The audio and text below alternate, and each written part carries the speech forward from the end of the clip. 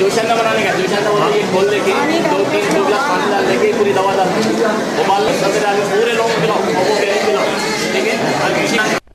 तेलंगाना में swine flu खतरनाक तेजी से फैल रहा है। इससे महफूज रहने के लिए अवाम मुख्तलिफ दवाओं का भी इस्तेमाल कर रही है। स्वाइन फ्लू से महफूज रहने के लिए चार मीनार यूनानी दवाखाने में भी फ्री हेल्थ कैंप मुनक्किद हुआ, जिसका इफ्तिदा कुलहीन मजलिस इत्तेहादुल मुस्लिमीन के रुकन असम्बली हल्के चार मीनार सैयद अहमद पाशा कादरी के हाथों अमल में आया। अवाम में मुफ्त दवाओं की तकसीम भी अमल में आई। हेल्थ कैंप मुनक्किद करने पर रुकन असम्बली ने इंतजामिया को मुबारकबाद दी। इस मौके पर रुकन असम्बली सैयद अहमद पाशा खादरी, साबिका कॉरपोरेटर मोहसिन बलाला, दवाखाने के जिम्मेदारों के अलावा और भी दीगर लोग मौजूद थे।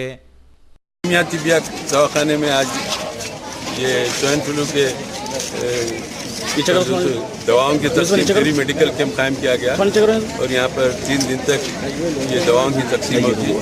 इसके तरीक़े इस्तेमाल को भी डॉक्टर्स यहाँ पर बता रहे हैं कि एक पाउडर है जो जोशान देखा जाए, गर्म पानी में उसको उबाल कर उसमें एक लिक्विड है जो 10 कतरे उसमें मिला के पिला देना घर के लोगों को, और कुछ गोलियाँ भी है, अगर बुखार आए तो गोलियाँ देना है।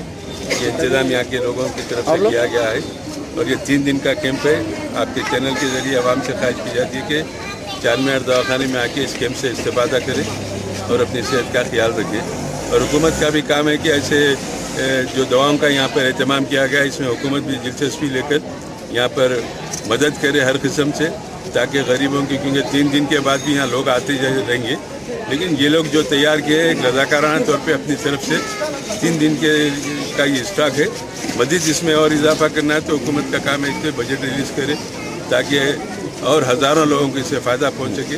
इस सिलसिले में हम कमिश्नर आयुष से भी नुमाइंदगी करेंगे और उनसे भी कहेंगे कि ये कैंप को आप कम अज़ कम 1 हफ़्ते के लिए रखिए यहाँ पर, और इसका जो भी खर्चा होगा वो गवर्नमेंट की तरफ से इसको बर्दाश्त करना चाहिए। मैं इस मौके पे यहाँ के स्टाफ का, डॉक्टर्स का, सुप्रिटेंडेंट का, हमारे मैडम का, तमाम का शुक्रिया अदा करता हूँ।